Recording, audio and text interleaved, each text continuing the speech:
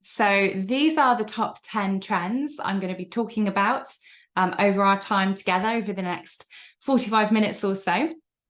And of course, as always, at the end of today's session, you can ask me any questions that you like as well. So there's been quite a few Reels updates this month, which I'm really excited about, actually. I think Reels needed a bit of a refresh just to keep it exciting and new for people. We've also got some TikTok updates. There have been quite a few changes regarding X and Threads. So Meta have been busy developing Threads and taking advantage of the fact that many people are giving up with X. And then to finalize, I wanted to give a little bit of an update about spam. I know quite a few of you are experiencing a lot of spam at the moment across platforms, including Meta and also LinkedIn. So a few of you have been getting in touch with me this week with a few queries, and I just wanted to share with you what I've been investigating. Okay, let's get started then. So the first trend today is these new Reels content editing options. So Meta made a big announcement over the last couple of weeks now, I think it was 2 weeks ago, to say we've been really busy working away at Reels, developing some new content editing options, as well as a couple of other updates which make it easier for you to create content for Instagram Reels. So some of those include the fact that they have now added an undo and redo button. This might sound like a small update, but actually it makes the world of difference if you can undo or redo an edit very quickly in your draft. So I'm really excited about that one. They've also caught up a little bit with TikTok by introducing 10 new text-to-speech voices. So what that means is if you've got text on your video, like in the example on the far right here, you can actually choose for Instagram to read that out as a voiceover, and you have the choice of 10 new voices to choose from. So they've got things like a robot voice, a male voice, a female voice. So I think we're going to see a lot more brands and users experimenting with that. And text to speech is a very popular choice for people who maybe don't feel comfortable having their own voice as a voiceover, or just want to create something a little bit fresh and new. There are 6 new text fonts and styles available in hundreds of languages. Here's those 6 new fonts here on the right. So there's a few that look a little bit similar to the current ones, but then, it's nice to have a bit of a fresh new look. And it was quite limiting just having 5 or 6 fonts available prior to that. And also they have introduced this new text outline to help your text stand out a little bit more, which you can see on the right-hand side there. What else is new? Well, you can make new memes by adding clips with audio to your Reels from Meta's new Media Clip Hub. So that will be introduced and rolling out over the coming weeks. So keep an eye out for that one. I did mention this one last month because I got very excited about this. I still haven't seen it appear on any of my Instagrams, but the fact that you can now make custom stickers yourself without having to use a third party like Giphy.com.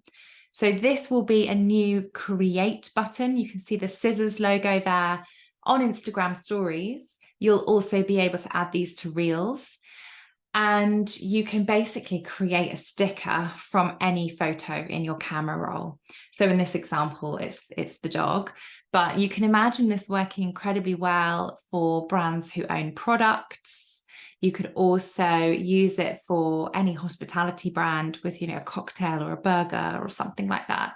So I think we're going to see a lot of people using this one once it does roll out. So fingers crossed it will come soon. The other update they've made is they have launched some new filters.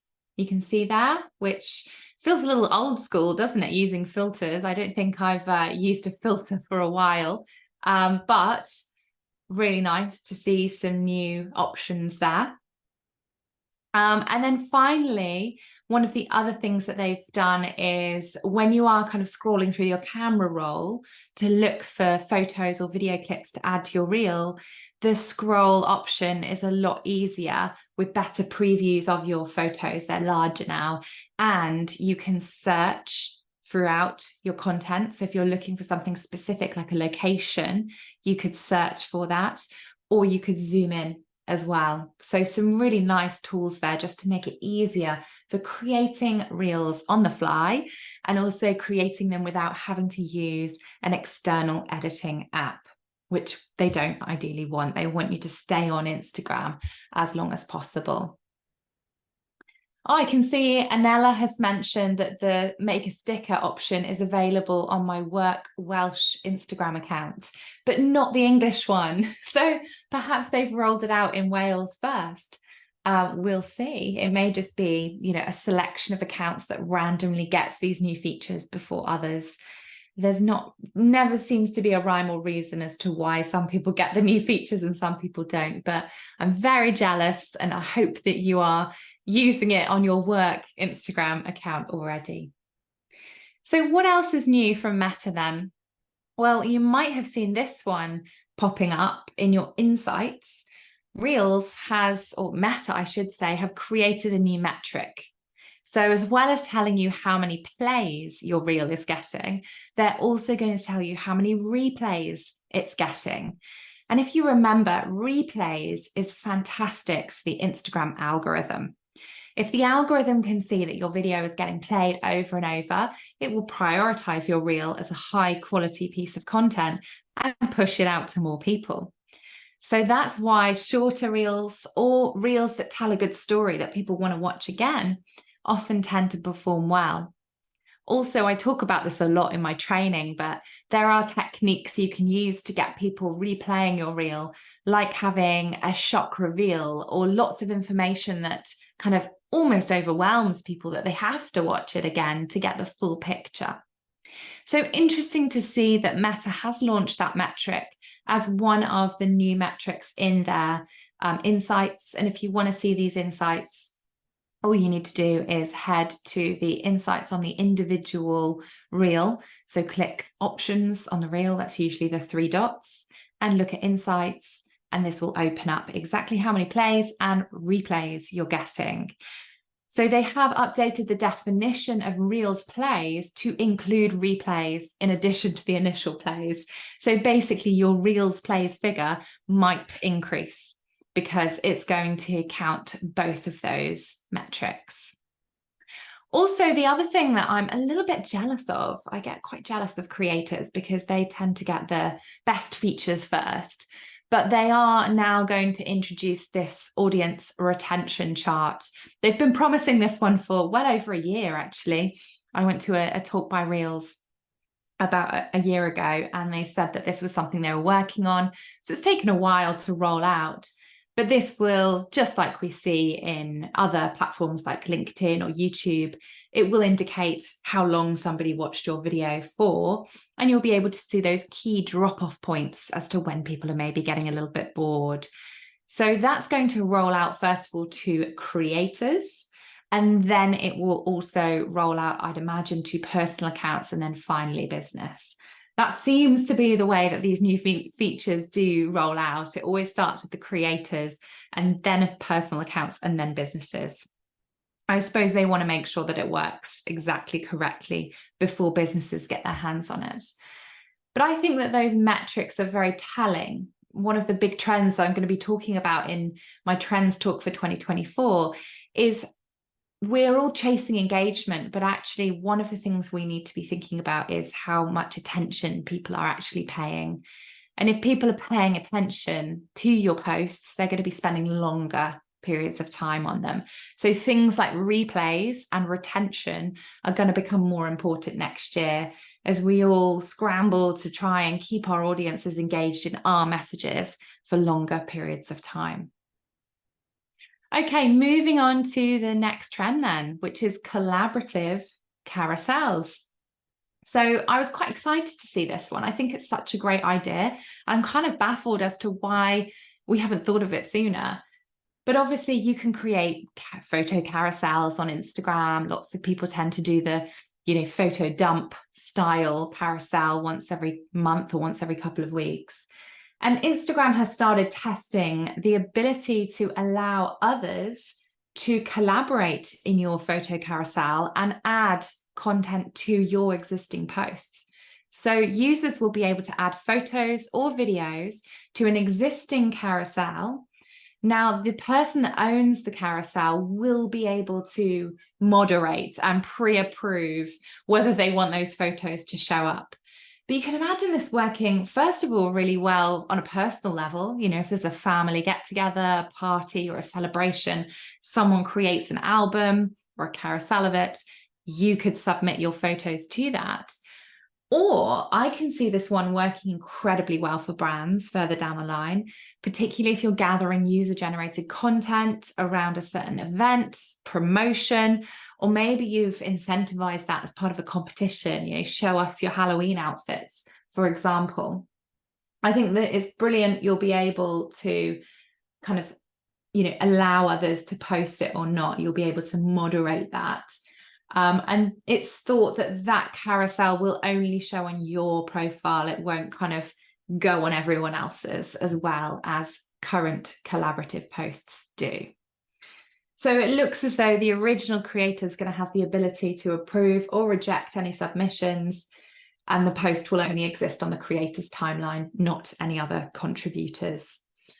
On that note, while we're talking about collaborative posts, something that's come up a couple of times recently in conversations is it kind of went under the radar that you can now add up to 3 other people in a collaborative post on Instagram. So if you are thinking about running a promotion with another brand or collaborating with some influencers, do bear that in mind, that you could actually have that post showing on up to 4 current Instagram profiles at the same time. Again, one of the big trends I'm going to be discussing next month, without giving too much away, is this big rise in collaborative content we're beginning to see in social media. Last month, I was talking about LinkedIn collaborative articles, which are one of their biggest areas of engagement at the moment. We're seeing a huge rise in group engagement style updates as well, particularly from Instagram. If you think about broadcast groups, which you can follow, which are collaborations happening in private areas of Instagram, it also just leans into the way that people are using the app. Instagram have said themselves that the majority of the engagement they tend to see now is actually private or done in small, intimate groups. So they're releasing features that will really just aid more of that, because that's a big area of growth for them. One of the things that I mentioned last month, but I'm just super excited about this one, and I haven't seen it yet, so I'm wondering if anybody else has seen this update, is the option to run a poll in your comments. So this is testing at the moment in Instagram. Only, a few users have the ability to do this. And it's another way that they are looking to increase engagement on the app, try and get people more willing to engage in a public forum. So I've already seen, a couple of situations where I think this could work really well in the comments, but I haven't seen the feature itself live yet. So another one that we can kind of watch out for from Instagram. Speaking of broadcast channels, if you haven't started following the Instagram chief, Adam Mosseri, I'm never quite sure how to pronounce his name. If you don't follow him and his Instagram broadcast, then that's a great way of staying on top of all of the new updates that come out of Instagram. So do keep an eye on his account if you want to be in the know with any of these new features. So on to the next trend then. We're moving across to TikTok now. And one of the things that I think we're going to see rolling out pretty quickly is a new feature called Fan Spotlight. So this allows you to add one of your fans' videos to your profile page, which I think is a really nice feature. The videos will be visible on your profile page for 4 weeks. And only 5 fan videos can be added at a time. So I think that's such a nice way of kind of recognizing your community. It takes me back to the good old days of Facebook, when a lot of brands went through a stage of kind of featuring their customers' content on their Facebook header, their custom banner. And that was a big trend for a while. So these trends certainly do kind of come around in circles. And so this one has just been spotted. I haven't actually seen any brands using it yet, but I can certainly see it working well to recognize some of your big fans on TikTok. Sorry, Ellen says in the comments there, could you let us know that account broadcast name again, please? So I'll just double check it before I post it in the chat there. But if you want to follow Adam Mossery or Adam Mossery, his Instagram handle is @Mossery.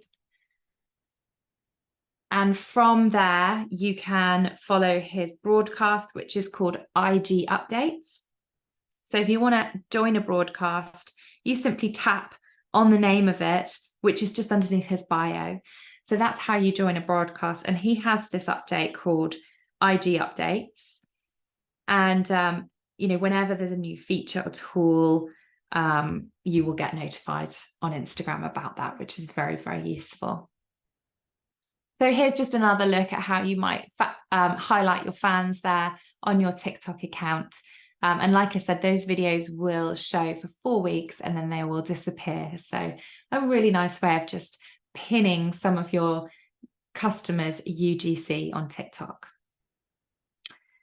The other update we saw this week on TikTok was around the fact that you can customize your feed, your For You page. So your For You page on TikTok is that main feed which you scroll through to discover videos from people that you don't necessarily follow, but are in line with your interests. And that is all based on the algorithm. And TikTok, as we know, has one of the most powerful algorithms out there of all of the social channels, because it's so reactive to any engagement and any information that you give TikTok. So it will customize that feed for you automatically. But what TikTok is rolling out, which I think is really interesting, is this ability to actually customize your feed by setting preferences for what you see. And this is the first bit of AI I've seen kind of plugged in so directly into TikTok. They've integrated this almost ChatGPT style question and answer conversation here, where you can tell TikTok exactly what you want to see. So you might say something like, I'd like to see more posts from creators I follow. I'd like to see more posts showing recipes, for example. And then it will customize it, showing you exactly what you want. You might even ask it to show you different content around a certain celebration, a period of time, anything mentioning Black Friday, for example. So there are lots of different ways that you could use this without having to just rely on the algorithm showing you what it thinks you're going to be into. Now, there is a bit of a risk with this, of course. The risk is that if TikTok users are going to use this to kind of filter exactly what they want to see, then this will arguably lessen their experience and mean that they're going to only see content that's really within a certain bubble, which is one of the big arguments as to why social media can be quite dangerous, because you're not seeing a level playing field of all of the content out there and the different opinions, etc. But at the same time, TikTok likely knows that most people probably won't use this tool, and also that it's likely not giving this element a lot of algorithmic weight. So even if people are saying, I only want to see posts about this, we're not sure yet whether that will be 100% effective, or whether it will, maybe just filter and trickle through a few of those into the FYP. So we're yet to find out. This is literally hot off the press. I think this news came out yesterday, but it's certainly interesting to see how the platforms are really integrating AI into parts of their user experience. And this is another big trend that we're going to see more of next year in platform AI. So AI which is actually within Facebook or LinkedIn or TikTok without having to go to tools like Midjourney or ChatGPT or DALL-E. It's actually there in the system, and you might not even realize that you're using AI. The next trend I wanted to talk about moving away from TikTok is X. So as always, there's about 5 or 6 different news stories about X every single day right now. It's really interesting because there's such a debate in the industry as to whether X is losing users, whether it's actually a really strong platform still, whether people are going to continue using it next year. And my opinion at the moment is I do think a lot of users are giving up with it because maybe they're not enjoying it so much as they once did. And they're looking for alternatives that are perhaps fresh and shiny and interesting. I do think that X will still be a viable platform. It will still have hundreds of millions of users every day, but it will be used for the things that we've always known X to be good for. Breaking news, for example, or political debate, or to chat about Great British Bake Off while you're watching it. So I don't see those behaviors going anywhere anytime soon. But I think X do still make some crazy moves, and they seem to make very strange decisions. And one of these actually was announced back in October, which I'm sure many of you have noticed, which is the fact that these URL previews changed in the way that they looked. So if you posted a URL link in an X or a tweet, then you would be able to see maybe the thumbnail, the website that you're going to, and the headline that you are going to read on that URL. So Elon Musk decided he didn't really like the way that it looked, and that for a more aesthetically pleasing feed, he suggested that they removed the headline and preview text, only showing the header image on a post. And you can see live on the right-hand side here, this is what BBC News currently looks like. So whenever they share an article, they actually have to manually type out the title of that article into the content of the message. And on the header, you get no preview text at all. Now, yesterday, I believe it was yesterday, maybe the day before, Elon decided to do a U-turn. So you can see here, he said, in an upcoming release, X will overlay the title. Actually, this was today. In an upcoming release, X will overlay the title in upper portion, I think he means portion, of the image of a URL card. So they're actually going to bring back that text, the title. So you'll be able to see exactly what you are clicking through to. So this is going to please a lot of publishers who've been very angry about this update, and also generally a lot of users who've been quite confused by this update. Now, I was reading a great article by Andrew Hutchinson in the Social Media Today, which is a great publication to follow. And he said that the reason why he thinks that Elon has made this change is that posts like this have led to confusion. So Elon has said extremely concerning, and you're not quite sure, what's extremely concerning, but you know that he's linking through to Reuters and it's about OpenAI. So it's a very confusing way of spreading the news. And so he's decided to revert back, essentially. So lots of announcements like that are kind of happening all the time with X. They make a decision and then they change their mind about it. So it can be very, very difficult to keep up. Some of the other updates, just to let you know about while we're still talking about X, is they're still, figuring out whether or not they want to charge subscriptions, for every user. Also, more advertisers have pulled their advertising budget, which I don't know about you guys, but it's certainly meaning that lower quality advertisers are getting far more visibility with their ads on X now, which makes the whole platform feel a little bit less quality. So I see ads for all kinds of different rubbish now, which probably wouldn't have had great visibility before when big advertisers were using the advertising tools. So very interesting to see what will happen next year with X. Now, of course, the alternative platform that many of us are saying will be the alternative to X, the one that a lot of people seem to be leaving X to go on at the moment, is, of course, Threads. Now, you might be thinking, oh, Threads, obviously it was, huge buzz in the summer, but is anyone actually using it? Well, Meta has seen a little bit of a resurgence recently, I think particularly with people getting so frustrated with X. And people have been joining Threads and using it way more actively. Also, they've massively improved Threads since July when they launched it. They've added a bunch of new features, sorry, not filters.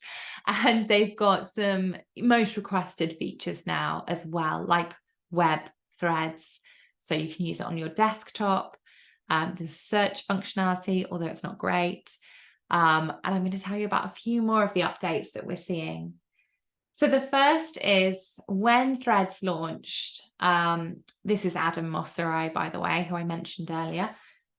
It was very much Meta's decision to make a statement that they didn't want to be a platform where news is announced. They actually said politics and hard news are inevitably going to show up on Threads. They have on Instagram as well, to some extent. But we're not going to do anything to encourage these verticals, was a quote from Adam Mosseri himself. But over the last weekend, when there's been a lot of drama about OpenAI, and if you're not on top of that news story, essentially the board sacked the leader of OpenAI and then have reinstated him. So there was a lot of drama unfolding around that. And Threads was actually a great place to get this news. So Threads saw a resurgence in users simply for this news story. So they definitely monopolized on it. But I think X still very much played a part in that. And some of the big announcements that we saw, some of the statements people were making over the weekend happened on X. So until big influencers leave X, I think we're still going to see, a lot of engagement and a lot of people logging in and looking to see what announcements people are making. On that note, one of the big world influencers, the US President Joe Biden, has actually moved over to Threads. He signed up for a Threads account. He made a joke that it was his birthday presents. His birthday present was launching Threads. But I think that's very telling that the president, the vice president, Kamala Harris, and also the White House themselves have all got official accounts now on Threads. And, I think Joe Biden already has like hundreds of thousands of followers on the platform. So very, very interesting to see those world leaders moving across to Threads. And I really believe that we're going to see a huge rise in Threads next year. I'm personally quite excited about it. I do like Threads, but we've got a way to go yet when it comes to some of the features. One of the most requested features that Meta gets about Threads is actually there are no hashtags currently on the platform. And so they announced just last week that they've begun testing a new tagging feature for Threads that's like hashtags, but not exactly. So as you can see in this update, you'll be able to use a little hashtag symbol at the bottom of your thread, but this will just create a hypertext or a hyperlink. So blue text hyperlink. Instead of that ugly hashtag showing in your post, it will essentially just mean that you can click on that hyperlink and this will then show you the results page of all of the other threads with that tag in it. So I remember ages ago, Twitter talking about doing this because they recognize that a lot of people don't actually like the hashtag symbol. It looks quite ugly. It can be quite overwhelming to people, and so they were thinking about doing this. So I think that's quite telling that Threads have gone ahead and done it. This is a test at the moment. Australian users will get the first crack at it in the initial test before it gets a wider release, but I really like it. I also think it's interesting, and if you can see here in Zuck's update, that you have to just pick one tag per post. So you can't put multiple hashtags. And I think this is a big trend we've been seeing for a number of years, right? But gone are the days where you put 30 hashtags on your Instagram post. It just feels quite desperate now to do that. And I don't even think people are putting 20. Instagram themselves have recommended you try and keep it to around 3, and that you post that in the caption itself rather than putting it in the comments. And many people have moved towards that as well. It's the same over on TikTok. You tend to see hashtags just at the end of the caption within the post, not in any comments. And it looks like on Threads, you'll have to pick one hashtag per post. But this is good, I think. I think it will give it more of a cleaner look. And, you know, it's great for anyone who kind of hates posts seeing spammed with various different hashtags. It really helps you to kind of, what's the word I'm looking for? Just be more laser focused about who you want to see your content and what it's about. So let's talk a little bit more about Threads before we round up and go into our final update. But one of the things that has happened recently around Threads is that they've started to report more on how your threads are performing. So I've got a screenshot of that coming up, but also they've been sharing a few tips about what works on Threads. So if you're yet to get started with Threads, or if you're kind of playing around with it, one of the key things is that you can really increase your engagement by using conversation starters. And this is what Threads is meant to be about, right? It's conversational, it's lighthearted, nothing too heavy or serious. And Threads usage is rising. More brands are reconsidering their presence on Threads because of things like X not working for them so well anymore. And a lot of us are now considering what kind of content should we be putting on Threads? And it's very much recommended that you stick to conversation, and it's got to be content that's different to what you're putting on other platforms. A sales or promotional message won't work well on Threads. So asking a question like these brands do does create a lot more engagement on Threads. And, you know, it's very much recommended that if people respond to that, you then kind of continue that conversation as well. Many people refer to Threads as kind of old school Twitter. This is what Twitter was like in the olden days. Also interesting to kind of figure out how well their algorithm works at the moment. People are trying to get their head around the Threads algorithm. And one of the things that people have noted is that reposts don't get the same amplification on Threads that they do on other apps like X. So if you retweeted someone, or if indeed your thread got retweeted, I say retweeted, I mean rethreaded, but you know, that's just part of our language now, isn't it? Then it doesn't necessarily reach as high amount of people as other engagement types on the platform, like comments and likes as well. So reposts don't really tend to perform as well. So that's quite useful to know. I don't know if anybody saw this Dear Algorithm trend that went around Threads. This was a bit of a trend where people were posting to ask the Threads algorithm to kind of show them more relevant content. I had a go at it, didn't make a difference, I must say. But as reported by Wired, Meta confirmed that sharing a Dear Algorithm post does not affect the posts users ultimately see on Threads. The app's For You page is personalized to each user based on a number of signals, such as accounts and posts that a user has interacted with. These interactions extend to both Threads and Instagram, since Threads is an extension of the Instagram API. So they're essentially showing you content from people that you're engaging with on Instagram, which is really interesting. So if you haven't set up your Threads profile yet and you have got an Instagram account, I would very much recommend at least just grabbing your username. I think we're going to see a huge burst in activity on Threads next year, particularly as and when it launches in the EU, where it's currently not available. So watch this space, and if you can get a head start now, then you can do. And just on that, they are really starting to work on the features in the background. So just today, I spotted Matt Navarra, the social media commentator, pointing out that he can now see the views on his threads, of which he's had 32,000 views on a thread, which is incredible. So if you're on Threads and you don't already follow Matt Navarra, then I certainly would recommend that you do so.